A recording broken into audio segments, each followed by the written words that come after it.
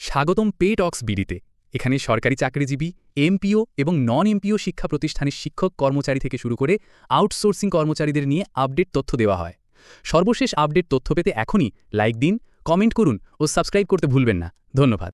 এই অনলাইন জরিপের নামে যদি কোনো তালবাহানা করা হয় কর্মচারীদের ভাগ্য নিয়ে, তাহলে কর্মচারীরা সেটা মেনে নেবে না। 2013 সালের বাজার মূল্যের উপরে ভিত্তি করে 2015 সালের পে স্কেল দেওয়া হয়েছে, কিংবা তারও আগে 2009 সালের বাজার মূল্যের উপরে ভিত্তি করে 2009 সালে পে স্কেল দেওয়া হয়েছে। অতীতে যতগুলি পে স্কেল প্রদান করা হয়েছিল সবগুলি তখনকার বাস্তবতা, বাজার মূল্য এবং মূল্যস্ফীতি সব কিছুর উপরে বিবেচনা করেই পে স্কেল প্রদান করা হয়েছিল। কিন্তু এই অন্তর্বর্তীকালীন সরকারের আমলেই আমরা ব্যতিক্রম একটা কিছু দেখতে পেয়েছি। সেটা হচ্ছে কি, অনলাইন জরিপ শুরু হয়েছে। অনলাইন জরিপে আপনারা কাদের মতামত নেবেন? অনলাইন জরিপ যদি আপনাদের করতে হয় তাহলে কমিশনে সকল সংগঠনকে আলোচনায় ডাকুন, কমিশনে কর্মচারীদের প্রতিনিধি রাখুন, বাজার মূল্য যাচাই করেন, কর্মচারীদের অভাব অভিযোগের কথা শুনেন। এখানে অনলাইন জরিপে আপনারা কাদের মতামত গ্রহণ করবেন? যদি অনলাইন জরিপে সরকারি কর্মকর্তা কর্মচারীদের বাদ দিয়ে থার্ড পারসন অর্থাৎ সাধারণ মানুষের যদি আপনারা মতামত গ্রহণ করেন, তাহলে আমি বলবো সাধারণ মানুষের কাছে সরকারি কর্মকর্তা কর্মচারী মানেই হচ্ছে ঘুষখোর, দুর্নীতিবাজ। সাধারণ মানুষ জানেই না যে সরকারি চাকরি যারা করে তাদের মধ্যে প্রায় 80% কর্মকর্তা কর্মচারী ঘুষ খায় না, ঘুষ খাওয়ার সুযোগও থাকে না। তারা সততার সাথে চাকরি করে দেশের সেবায়, রাষ্ট্রের উন্নয়নের জন্য সরকারকে সহযোগিতা করে। তাহলে অনলাইন জরিপ করবেন কাদেরকে নিয়ে? বাজারে গিয়ে দেখেন যে 30 টাকা চালের মূল্য আজকে আমরা 80 টাকায় খাচ্ছি, যে 10 টাকা মূলার কেজি, 20 টাকার মূলার কেজি, আজকে সেই মূলার কেজি 80 টাকা। 80 টাকা 100 টাকার নিচে আজকে কোনো তরকারি নেই। আমরা এই যে সাধারণ কর্মচারীরা, বিভিন্ন সংগঠনের নেতারা গলা ফাটাচ্ছে, আওয়াজ তুলতেছে, এগুলি আপনাদের কানে যায় না? আপনারা এই যে কর্মচারীদের কান্না, তাদের চোখের পানি মাসের প্রতি মাসের 10 তারিখের পরে, 20 তারিখের পরে কর্মচারীরা, পুলিশ, সেনাবাহিনী, বিমান বাহিনী, নৌবাহিনীর যে যারা ছোট কর্মচারী, বিজিবির সদস্য, মাসের 15 তারিখের 20 তারিখের পর থেকেই যে তারা 3 বেলা ভালো করে খাবার পায় না, এগুলি আপনাদের কানে যায় না? এই কান্নার পানিগুলি আপনাদের চোখে পড়ে না? অনলাইন জরিপ করবেন কাদেরকে নিয়ে? কেন অনলাইন জরিপ করতে হবে? অনলাইন জরিপে আপনারা কি পাবেন?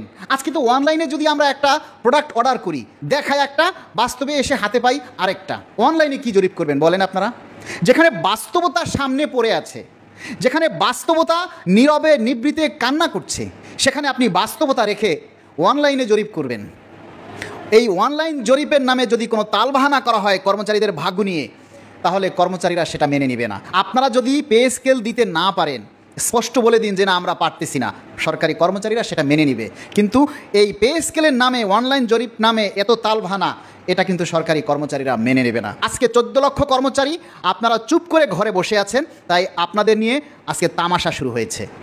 আপনারা যদি এখনও সোচ্চার না হন, তাহলে এই তামাশায় আপনারা যে কতটা ভুক্তভোগী হবেন, কতটা সাফার হবেন, সেটা শুধু দেখতে থাকুন। তাই আসুন আমরা ঐক্যবদ্ধভাবে এই সরকারকে বোঝাতে চেষ্টা করি, অনলাইন নয়, বাস্তবে আসুন। সরকারি কর্মচারীদের যারা নেতৃত্বর স্থানীয় রয়েছে তাদেরকে আলোচনায় ডাকুন, তাদের নিয়ে আলোচনা করুন, তাদেরকে নিয়ে বাজারে যান, তাদেরকে নিয়ে বাস্তবটা তুলে ধরুন।